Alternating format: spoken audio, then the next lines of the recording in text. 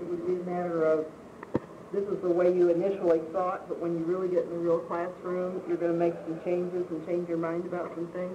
So you can see how that plays out in the real world.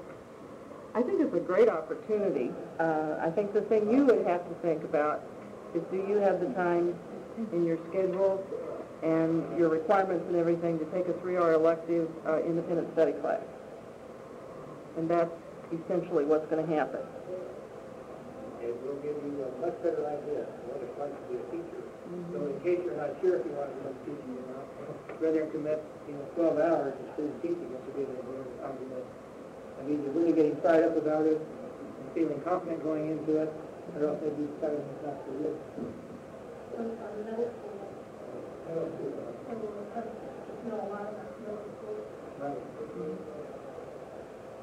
And we're going to literally today, I keep saying this, but this is such an important day. This is the day that we're really going to go over how to do an interdisciplinary unit. So what we do today will lay the groundwork for what you're going to do in that project as well. But you will have an opportunity for some other teachers to I don't hesitate to say teach you, but to mentor you in the process. So you'll get some other viewpoints besides mine, as well as getting to try it in the real classroom. You would actually, there is a course number, you would actually register for it and pay for it when you enroll.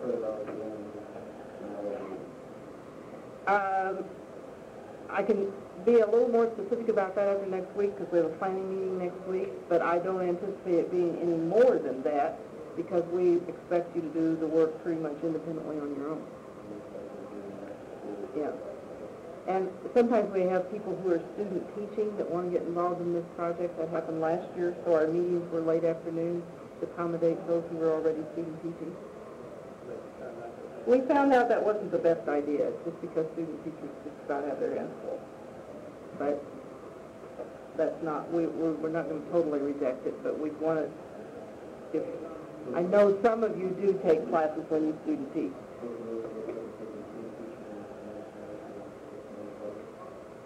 I'd give it real serious thought, just because I think you're going to have your hands full.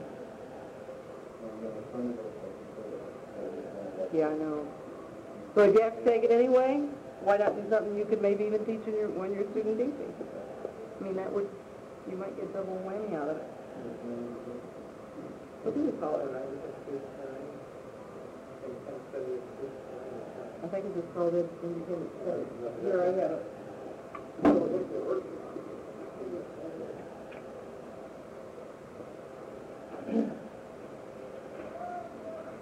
Education 490.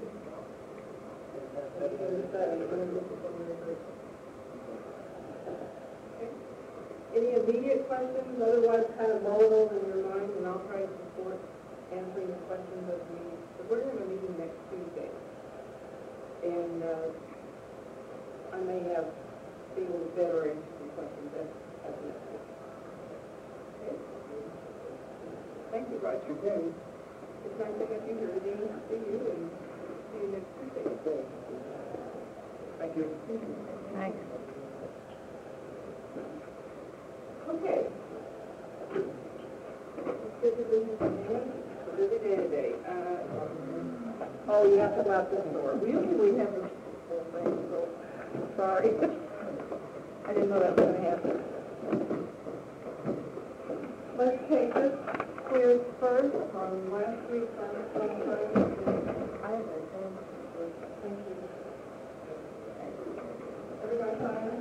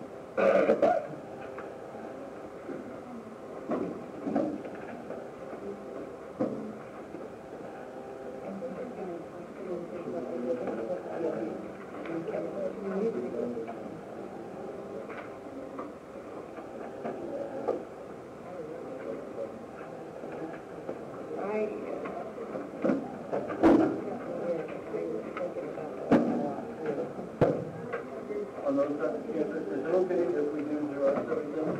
Yeah. That's good. I'm not really evaluating each one individually, so it looks like you're on the right track. I don't know about your aspect. You're on the right track.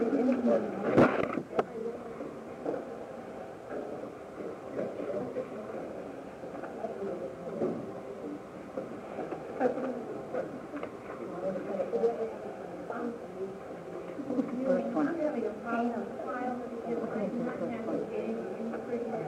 Breath. Yeah. Breath. No, your breath. Breath is coming. Go. No. What did I do? Could be yesterday.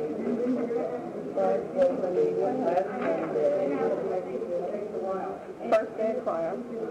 Now, I am writing a book.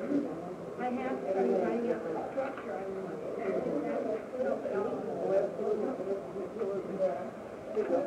All I'm giving you right now is you asked me how I was going to evaluate the resource file, which is a very fair question.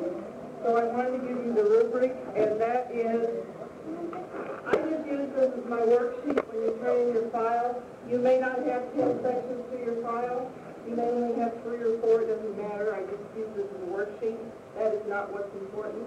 How many categories you have. By categories, I mean, are they, however you decide to set up your file. We talked about that last week. Could be behavior management, could be lesson plans, could be by subject, could be lots of ways. And then how many items you have, and I do, of course, read each one of those. Not necessarily all the items, but your annotation and scan the items. And then your overall organization is worth 40 points. Your variety of resources is 1.5 points for each resource. In other words, I'm trying to see that you have some kind of a variety. They're not all the same thing.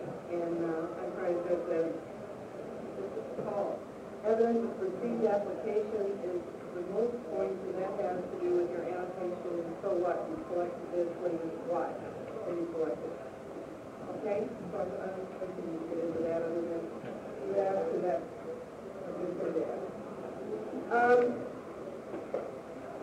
I don't think we got to this lesson design last week. I do sometimes get a little bonkers about what we've done in each one of these classes, but it's important that you have as much support as I can give you on this particular lesson design in addition to the Madeline Heather stuff, because this is the one you're required to use in teaching, and I'm going to ask you to use it for your project in here as well, so you have practice.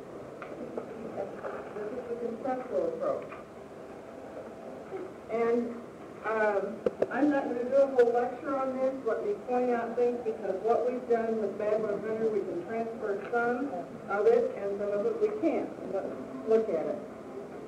For each one of these elements of lesson design, I've given you a little handout, and some of you may have taken the course and already have studied this, that gives you a little bit more about what each one of those things means, since I really can't devote a lot of class time to this.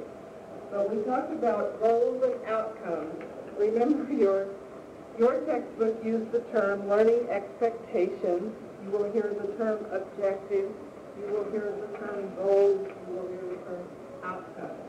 It's kind of how much can we string the math here, but in some models, all of those are some of those are different levels of specificity. For our purposes, I would like for you to think in terms of blooms and in writing pretty much objective type outcomes for your lesson, for your unit.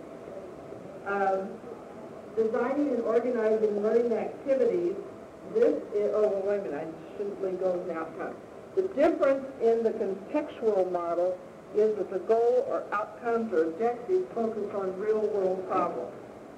In other words, setting an objective of what the student will be able to do in your class should relate to something they will be able to do when they leave school and in the real world. Does that make sense? So it's giving context to the learning. It's saying you're learning this, and this is my objective for you because. Okay? For example, in my lesson today, which will be on interdisciplinary curriculum, because in the real world, you may serve on an interdisciplinary team and be asked to develop interdisciplinary curriculum.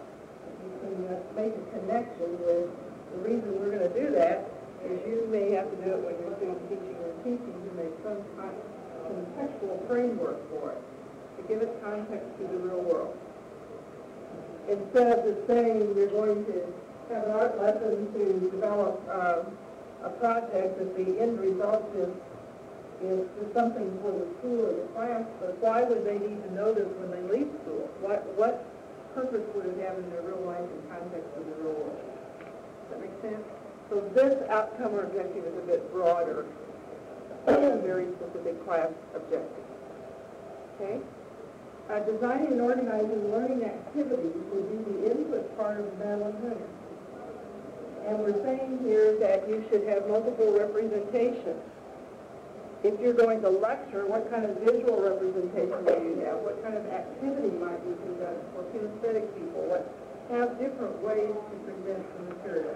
Not just one, don't hone in on one learning style, but rather different ways.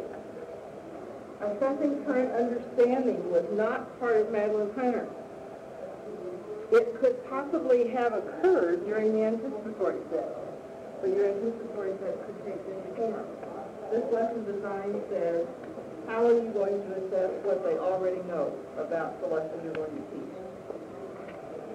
Are you going to give a pre-test? Are you going to have some kind of a KWL where you have them brainstorm what they know about the new lesson?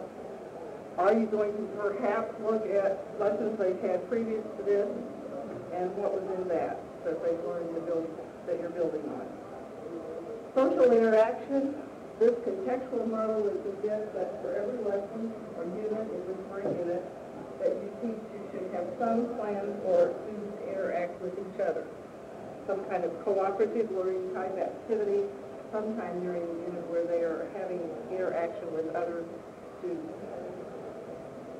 Planning the learning environment simply means what are you going to do? You're going to hook into your unit, or are you going to have displays on the wall? Or, how are you going to set up your room? Would your room maybe be set differently for this unit? Would you, the first day of the unit, when they walk in the room, would you have some kind of visual hook, posters, things? What would you do? A list of the materials and resources you need. If this is a unit, then you would have to think about how many days this unit is going to last during this unit. I need to have this video, I need to have this slide, these kind of slides. What kind of materials and things do I need to do this? Some of you that already had 200 that have done your mini lesson, before you did that, you had to kind of think what kind of materials and slides do I have to bring with me that day to make sure I have it. How are you going to assess the learning?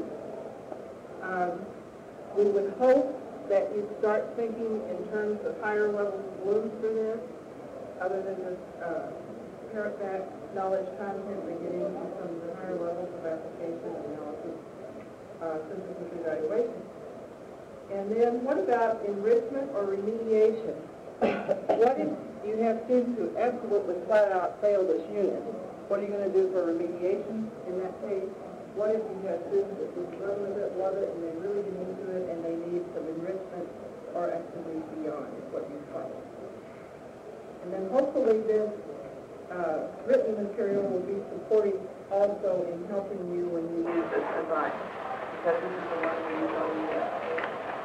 Okay? Yes.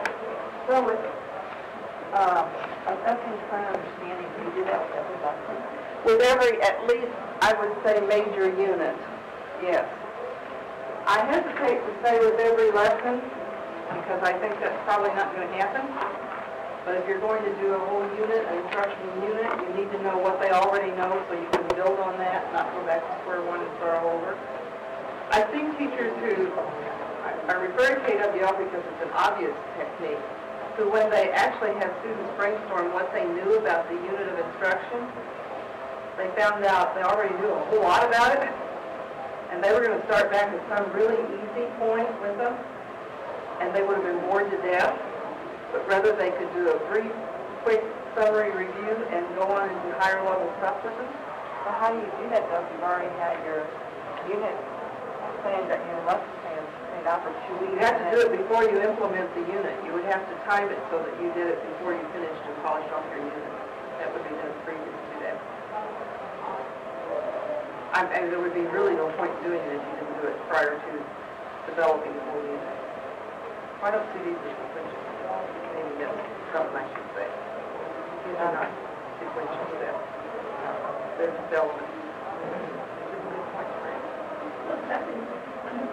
Sorry, I understand you probably, we could probably go for the Yes, yes, I do that first. I mean, that's not, Yeah. is that, okay. Yeah, I agree with you totally. Otherwise, you're going to set the wrong goals and outcomes. Well, I mean, finish. Sometimes it's assessing for current understanding. If you're teaching a sequential, chronological type curriculum, you're going to already know that because of the unit that came before. Like if you were teaching perhaps a clothing construction class, you may have a really good handle on that. You may not have to do anything unique for this unit because you've taught previous units that have led up to this. Does that make sense? So that activity, so that might be how you would even respond to it on paper, is that prior to this, I would have had a unit on this and this and this, and assess their learning in those units to know they're ready for this. That's a real possibility.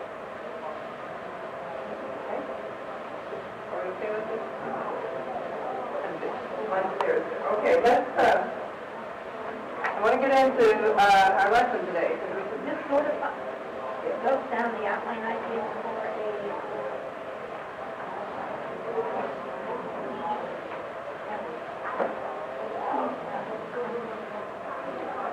you plan for an event,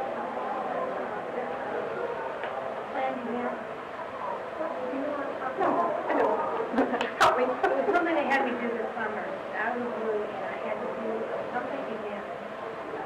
And I did all of it. I had to pull in together all the income, and I had to pull in the shovel standard and stuff like that. And all the way down through it, I did all this, did a blue thing on teacher preparation and stuff like that. Performance event. Okay. Okay.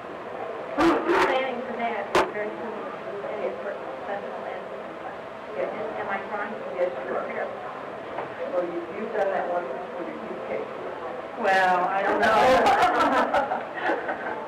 It's not ever a piece of cake. No matter how much you work at curriculum, each unit you prepare or new time that you teach it is a different ballgame.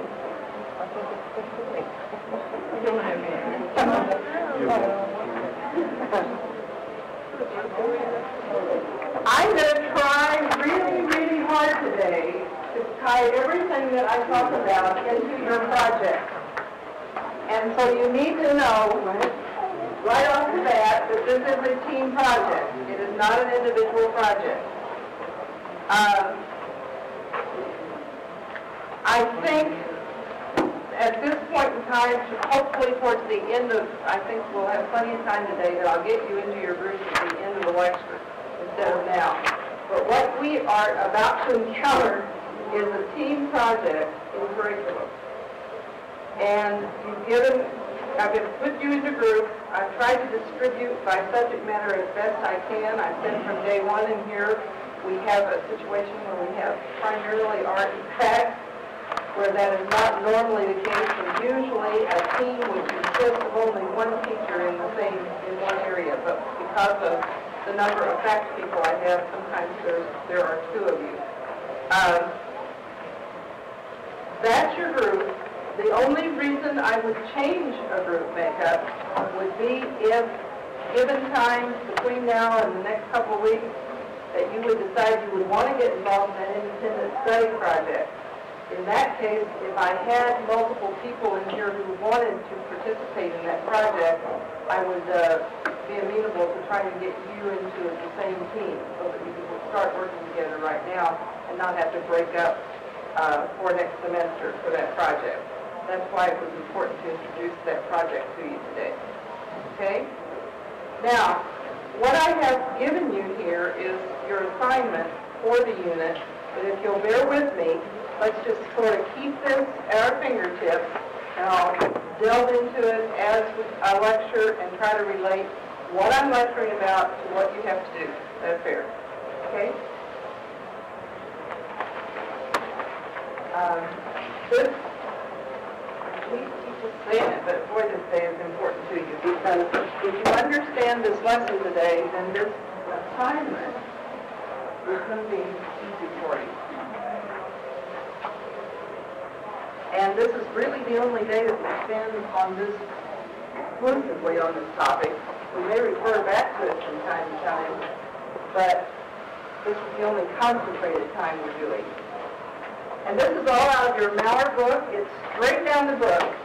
I'm just going to try the chapters 1, 2, and 3 are assigned in the Mallard textbook for today. I'm just going to go right down the list with vocabulary, primarily vocabulary development, to make sure you understand the terminology of interdisciplinary curriculum. Because this terminology is going to, you're going to come up against it a lot. So what I've done is just picked out strictly in the book. If you'd like to just follow along in the book, you're welcome to do that at whatever style suits you as far as taking notes, or whether you want to mark things in the book, or whether you want to write things down. I don't care, because I'm just telling you in advance that this is not anything fancy. It's right out of your book. Because I believe that's why I asked you to have this book. For me, said it all. We have a lot of terminology in curriculum. You're going to hear me talk about interdisciplinary curriculum. You're going to hear me talk about multidisciplinary curriculum. And depending upon the author of the curriculum textbook that you use, those are somewhat interchangeable, yet this book makes a distinction. I really believe that the project I'm having you do is interdisciplinary, and I think you'll see that as we go. Other people have suggested that it might more likely be multidisciplinary, but so I kind of have used both terms, and let's just talk about that.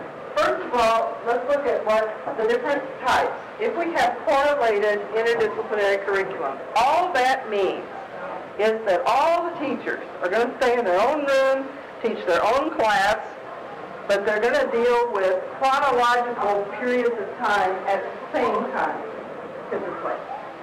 So not all teachers could be involved in this. The ones who might likely be involved would be English and social studies, because if English is going to be talking about colonial literature, social studies could be teaching the colonial period at the same time, hoping that students would make some connections between those two. Does that make sense? Yeah, colonial art. All right. You could do that at the same time. Facts might do something on cooking or costumes or customs. Can you kind of see how that would work? Science, you have to help me. I'm not whether there'd be something there you could tie into. Because this would limit a little bit who could tie into it. But does that make sense? If you all knew you were going to do that this year, let's say you're middle school teachers. You all knew you were going to do it. English knew they were going to teach that. Social studies knew they were going to teach that. You could just get your heads together and say, okay, what time of the year do we want to do this colonial unit? So that we all do it at the same time. And hopefully students will make connections one from another. But they wouldn't ever meet together. They would just meet independently in their own classroom. And that's when you correlate the curriculum. Okay?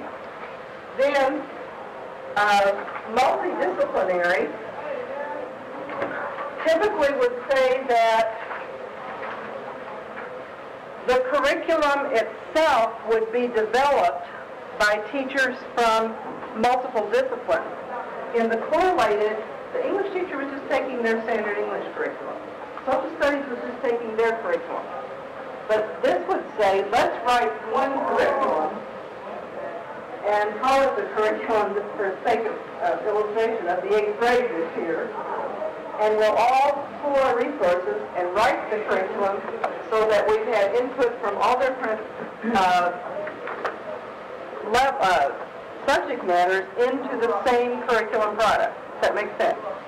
But you would deliver facts in your room, you would still deliver art in your room.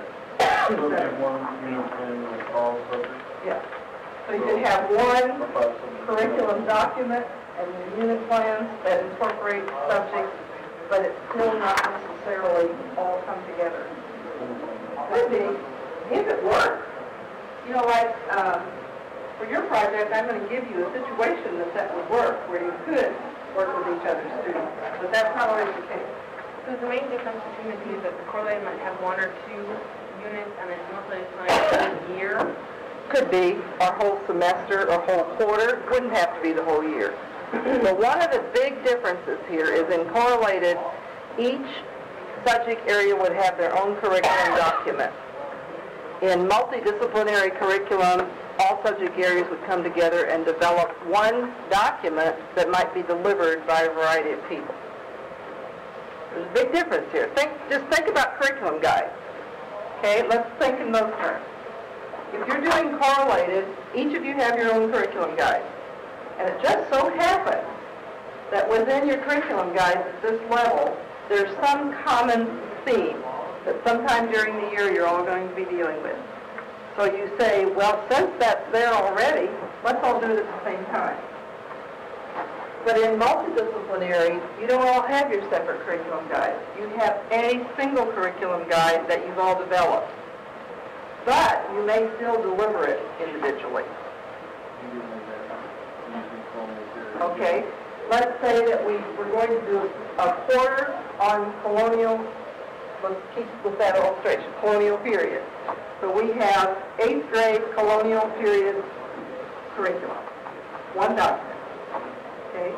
And we would get together as a team, and work together as a team, and we would develop objectives, outcomes, and so forth for the students. Overall, one curriculum. But you may have a team from different areas. And you would get together and debate and talk and come to some agreement that at the end of this unit of instruction, in this one curriculum document, these are the outcomes you want. Now, if you can't put all your findings together to do it, you would say, okay, facts, you're responsible for objective 4, 7, and 9. Art, you're responsible for objective 2, 3, and 1. Science, you're responsible for, see what I'm doing? I have one document, now I'm dividing the one document up. What do you say, curriculum guide. One curriculum guide. Which Written curriculum guide. is the lesson plan, or the lesson plan, the guide, it's all running together. Okay. Isn't it? Most of you will be given a curriculum guide. And that says, what is that program for the year? Content of what you should teach for the year. And okay. And the lesson But plan not how. Not the lesson plan. But the You lesson do your plan own is lesson how. plan. The lesson plan is how. And that's Okay. individual. Okay. That's individual. But if you came to work at Hazelwood, I would give you, you're going to teach clothing, here's a curriculum guide for clothing. You're going to teach food, here's a curriculum guide for food. Okay? And that's on your own, doesn't relate to what anybody else is doing. Okay? So if we correlate, but let's just say I gave you clothing, I gave you food. So you look through your curriculum guide and you say, well, there's a unit on colonial. Probably wouldn't be there, but I'm just using this for illustration. Here's a unit on colonial. That's interesting. I heard Megan talk in Teacher's Lounge today that in social studies, they teach that colonial period during the 8th grade.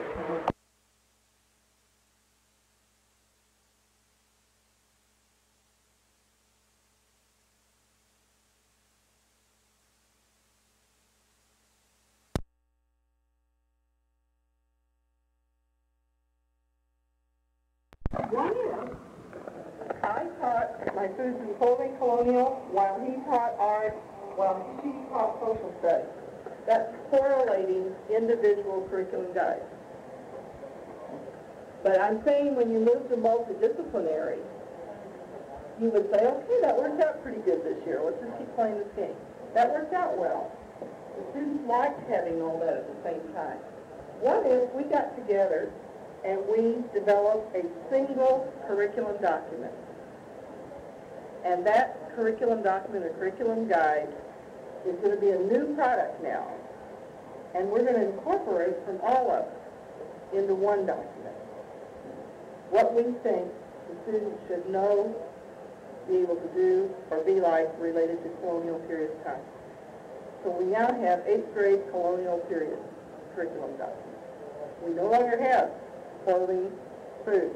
We no longer have art, social studies. We have colonial period. We put together all of these things into one curriculum document. But now it's time to teach the class. We're all going to deliver, as a team of teachers in the middle school, the colonial period curriculum. So now we have to look at what are you going to do in your class for this curriculum, and what are you going to do in your class, and what are you going to do in your class. But it's really quite different because we have one curriculum guide. So we're not necessarily going to be in a multi-discipline rate.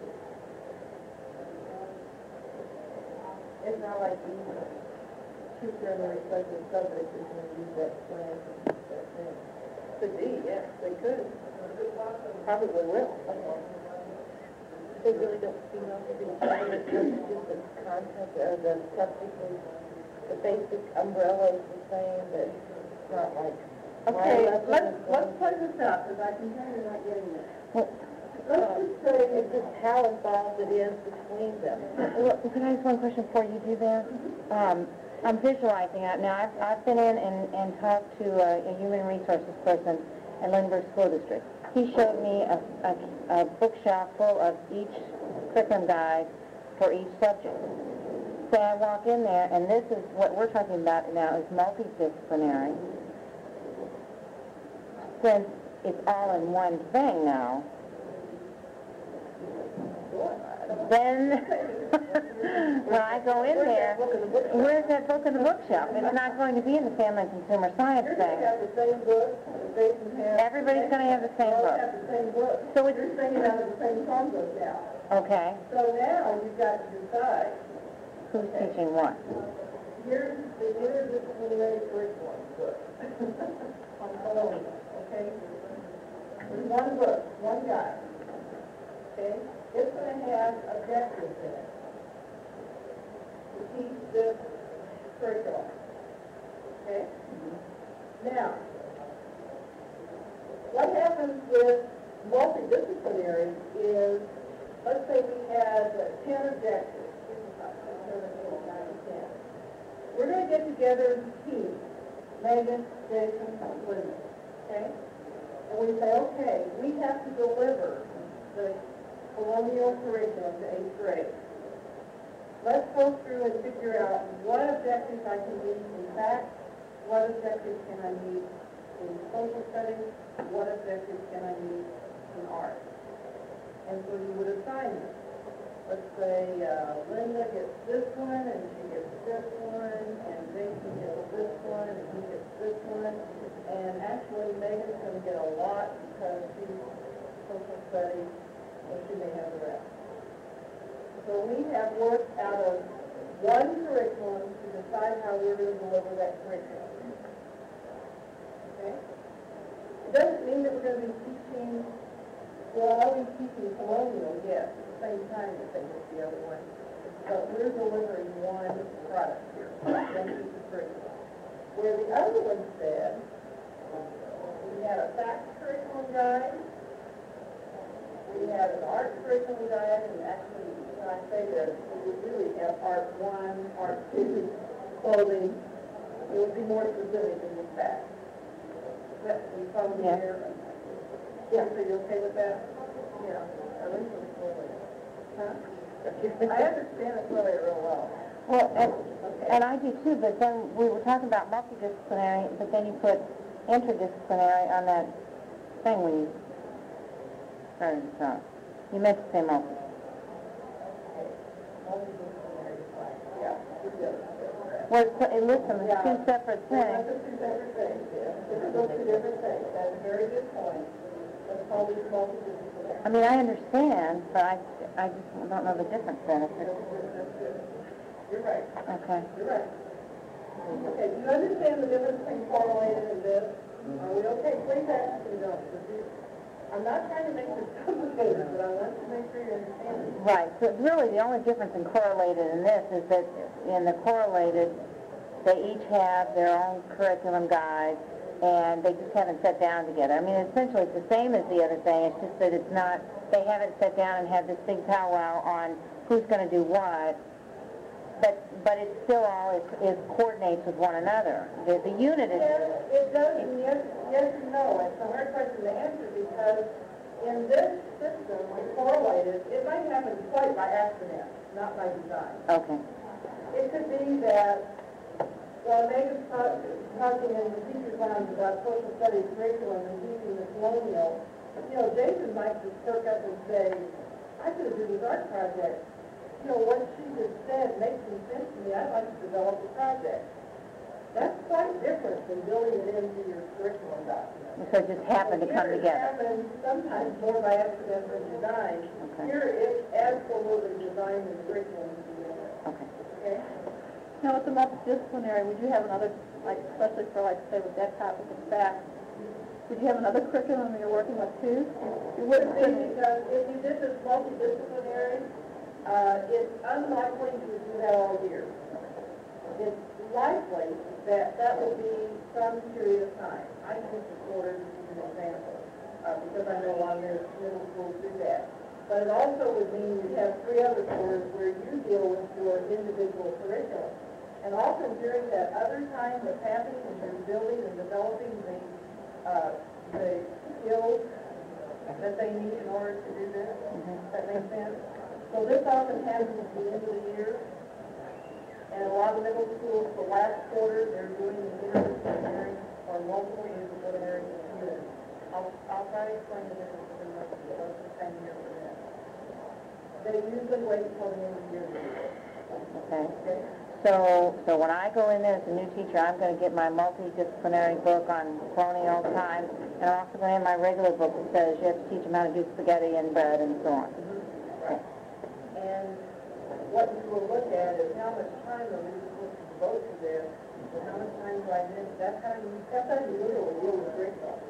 Is to say, okay, by the time I get to the 4th quarter, my students are supposed to know how to do this and this and this and this, so that when we get into this 4th quarter activity, curriculum, with everybody else, they've got the prerequisite skills to do what we're doing in the year.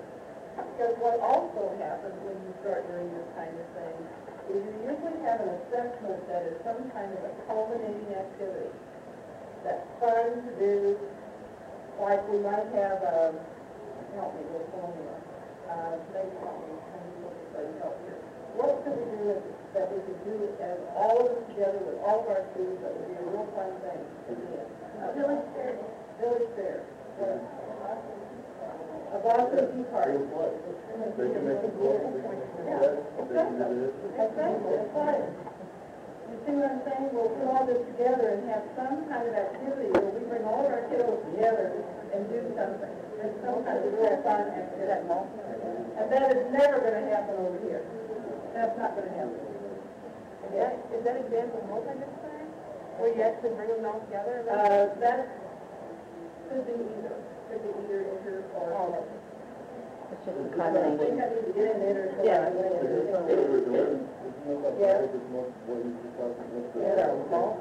Except there's a part of the interdisciplinary that we're doing also. That's why, I don't want to confuse you with this, but it's the truth that these 2 terms, multi and inter, can play out very similarly depending upon the school you're in. And I would just assume that's not the emphasis of your understanding. And can you tell me the difference between those 2? Because I'm going to go into the next one and try to show you a rather significant difference in them. But you might hear both these terms bandied about with teachers, multidisciplinary and interdisciplinary. The key thing is you're no longer going to function as an individual in your individual curriculum. You're going to have to work with other people and other disciplines to correlate what you do in the classroom. Okay? You're no longer just a fish out there swimming and teaching your own students all by yourself. The added thing in interdisciplinary is a couple things that happen here. We stated here, interdisciplinary is based solely on a theme or a concept.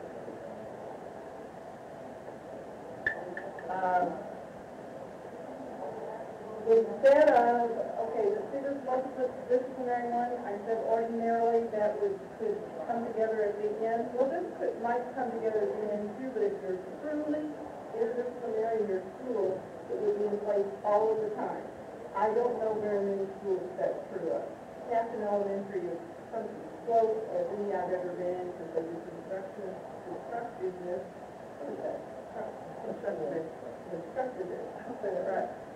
curriculum, which comes as close to doing this all the time as anybody I've seen. I think it's unrealistic to assume that interdisciplinary would take place all of the time. It probably would take place during the time period during the year, much as this. I'm going to meet, she's teaches on the city school, and she does the students on the concept of the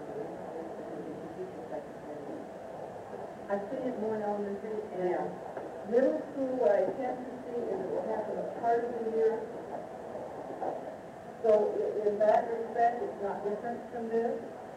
But what is really different is that you do construct the curriculum based upon a theme. And we said, yes, we had a theme here, Colonial, but it goes beyond that. It goes beyond just doing this for an activity in a short amount of time into a more in-depth. The other thing that happens in interdisciplinary is that typically when you do interdisciplinary, you are able to change students around. And that's what's going to happen in your project. Let's look at your assignment for your project. Turn to page 2.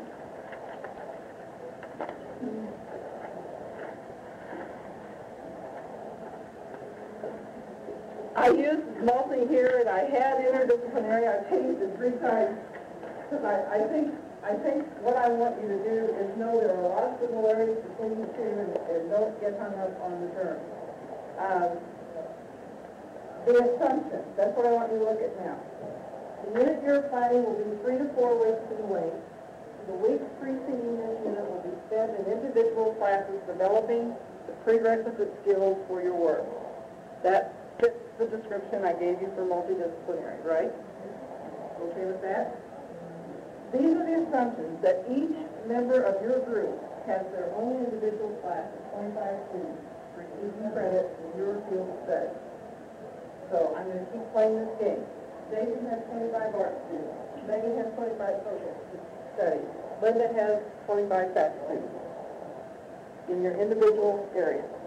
Okay? All group members' classes meet at the same time. Key. In a 90-minute block. And that's exactly what happens here at Brentwood in their middle school. I have a friend in middle school at Linsville that teaches like this.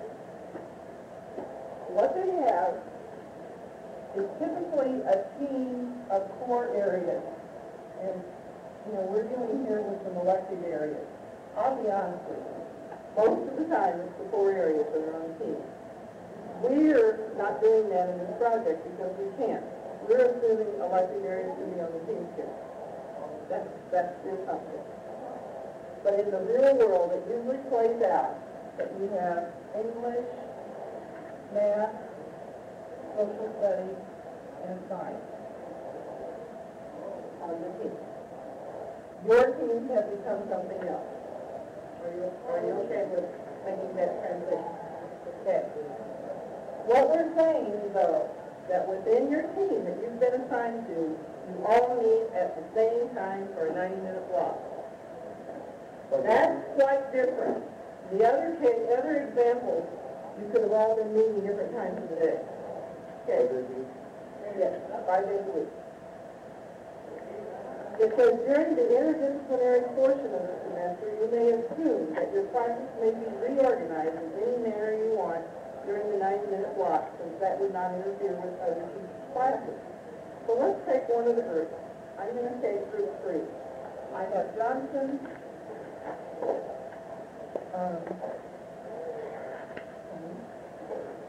and Paul, and Thomas. Raise your hand so that everybody knows who you are in your team. These are people, raise your hand so you may not know each other. You're a team. Okay, we're saying that Johnson has 25 art students, and we're saying that Carl has 25 back students, and we're saying that Hellman has 25, where are you? Fine. Students. Okay? You all meet at the same time. You meet for a 90-minute block, so let's say that's 8 to 9:30 in our own room.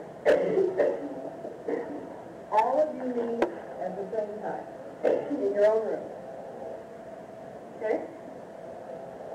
Now we're saying we want you to develop a multidisciplinary unit of study where all three of you are going to come together and have one unit. You see that? I'm trying to cut it off from there. There's one unit. You're going to develop that unit together. You're not going to develop it individually. You're going to be a team of 3 people that's going to write an instructional unit together. We'll get later into the details of what you write. If you follow me so far, how this works. What I'm saying to you under these assumptions is as you're sitting there planning your unit, you can make these kinds of decisions. Do I want to keep meeting students separately in art, stat, and science? If it's truly interdisciplinary or multidisciplinary, you're probably not going to be able to keep in those units. Are there going to be times when I would like for all of the students to do an art project? Do I have the physical facility to bring 75 students together for 90 minutes to do this project? Does that make sense? I may not. I might have 25 doing something related with the art teacher, which may or may not be ultimately just the art student. I may have 50 working on something, they're going to put a newspaper together. So I've got both the science and the fact teacher working with that project all together, with 50 altogether. Or I might say, no, that's not going to work. We don't have the physical facility to do that. So let's have all students do something in art, something in fact, and something in science. All students, all 75 have to do it. Okay, Johnson, you teach these the first week, these the second week, and these the third week. Does that make sense? And then we rotate everybody so the teacher goes to where the students are and the students stay in their room.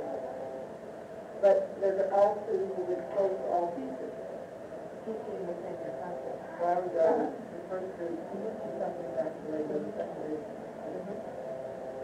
And then comments will come in and do first grade, the first science part, or the second grade, the first science part. Well, then we can look at these as individual students. Let's look at it rather than teacher as students. These students will do art 1 week, social studies 1 week, science the following week. These students will do social studies the first week, science the second week. You see what I'm doing? So that, but it's actually the teacher that's going to rotate there. You don't teach the science lesson or the art lesson. You teach the fact lesson, but you teach it to all the students. Yes. So when it says we will be teaching the thing for 3 or 4 weeks, we really only have to come up with 1 week's worth of lesson plans because we're going to teach the same thing. I want you to come up with 3 to 4 weeks of work. Okay. As one unit. I don't want you to have a unit for facts, a unit for art, a unit for social science. I want you to have one unit that all 3 of you agree upon. Does that make sense, what I'm saying? No. Well, okay. The first thing you have to do when you do this project is come up with a theme. Okay? That'll be your first test. And that's what I'm going to suggest you try to come up with next week when you have your team meeting, is your theme. Because you've got made a big step when you come up with a theme. I think I understand what you're saying, but I just have a question. If you feel like you have a large membership project, could you plan a lesson or then? Yes. Okay. The first step is, and I'm getting ahead of the lecture here, but is you're going to have a theme. Once you come up with your theme, then you're going to write a unit of study for that theme. 1 unit of study. Not 1 for science, 1 for facts, 1 for social studies. You're writing one unit that you all three get together to write. Now, as you're writing, and I'm going to get into this more, but as you're writing this unit, eventually when you're finished, you're going to know that the fact person's going to deliver a portion of that unit, and the science will deliver a portion of it, and the art will deliver a portion. But it's one unit. It's not 3 units. So you have one unit that you develop together, but out of that you'll have a lesson plan for each group that comes from that one unit. So the unit is common among the 3, the lesson plan is individually prepared. But you couldn't have a lesson plan that would include an art and a fact project together? Possible. It's not impossible, but typically this is the way it works out, and you're not restricted when you get together if you want to. Let's say if there was the colonial thing again, if it was designing a costume that would have been worn in the colonial days, it would be an art project because of the colors and the drawing and whatever, but it could be fashion because of that. So then your decision is, am I going to bring all these kids together and both of them It work would with be them? a big shared lesson plan between the 3. Might be, but you still would have some responsibility as an individual that you're going to deliver as a lesson plan. It could be one day the facts teacher gives her part of it, the next day the art, but they're still working on that same project. I got a question. Picking the colonial thing. Picking the okay. You're great. Today we're going to do colonial. Say I'm going to teach them.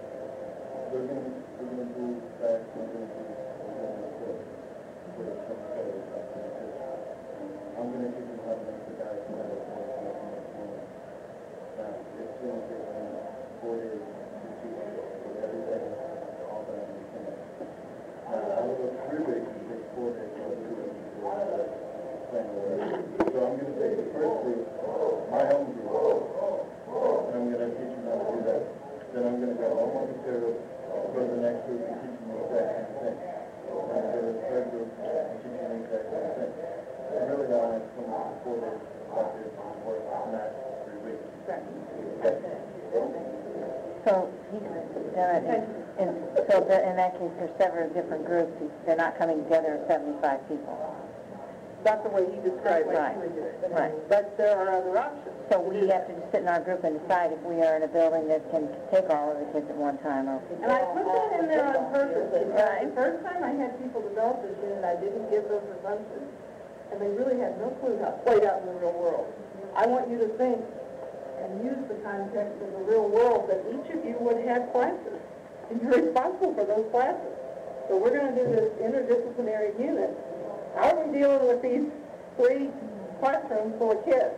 I want that to be part of your thinking. Okay, so 10 to 25, we could do like a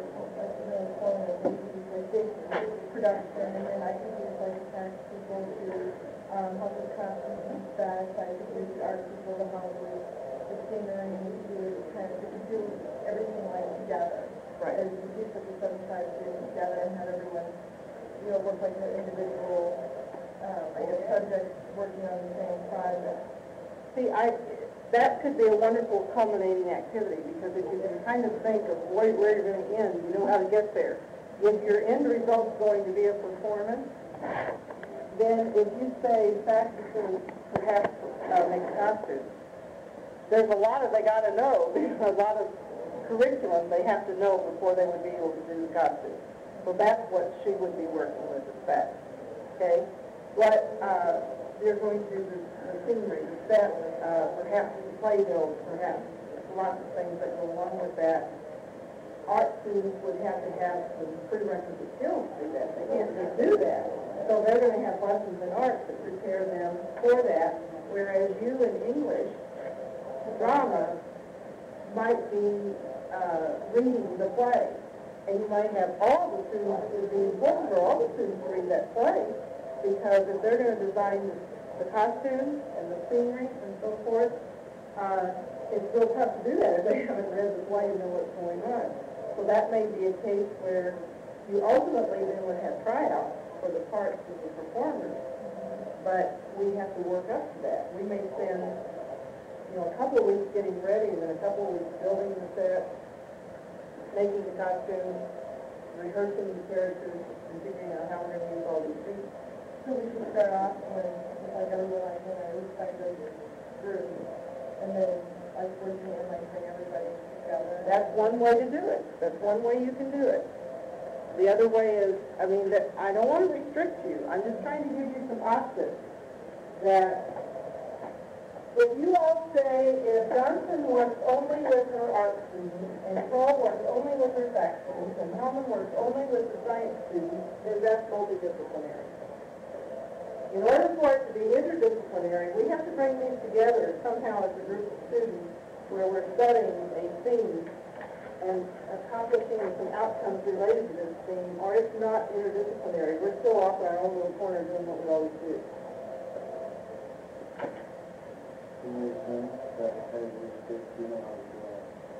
Yeah, well, those are assumptions you'll have to build in, even that I'm not going to make for you. Yes, yeah. And do we do two? No. Well, I don't care. You can designate whether it's high school or middle school. That's another time. All right. Okay, let's move on here because there's still lots of things you need to know. And I don't want to. There's integrated day in your book. It talks about one day where everybody comes together in the school and does some kind of total immersion integrated activity. That could be the kind of thing you would want to have as a culminating activity in your unit, or may not. I don't know what you're going to do. There's been all kinds of things done. When you once get together and get to rolling on this, you are so creative.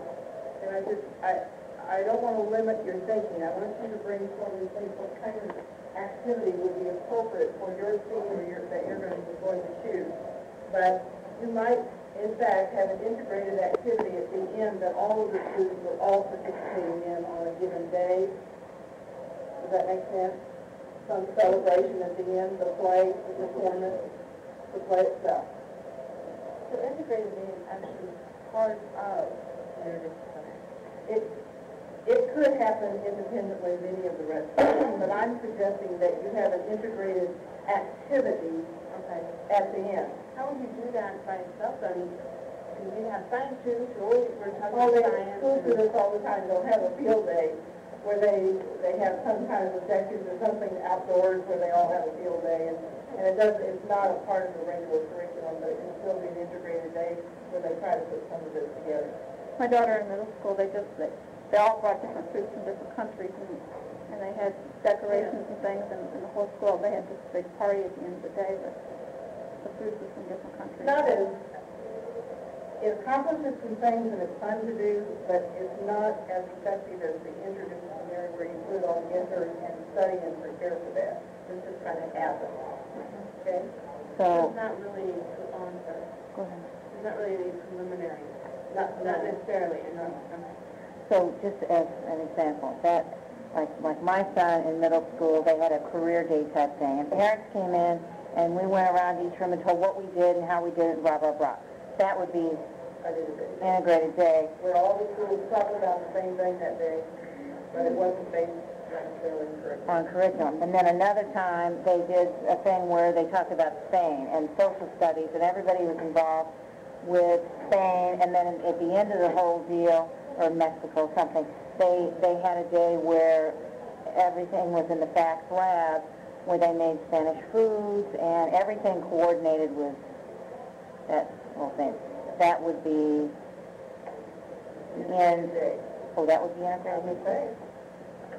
You might have prepared for it as part of your curriculum. It was part of this, is what I'm saying. All right, could be. Could be that.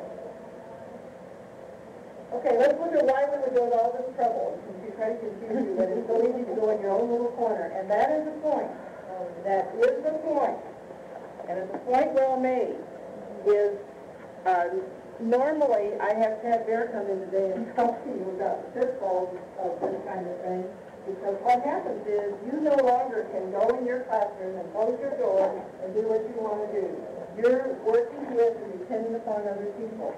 And I want you to experience this in your project. And I guarantee there will be some of you who will come to me at the end of this project and say, that was really hard trying to work with them. Somebody works all the time and I couldn't get together with them and da-da-da-da-da. Well, guess what, folks? That is the way it is in the real world.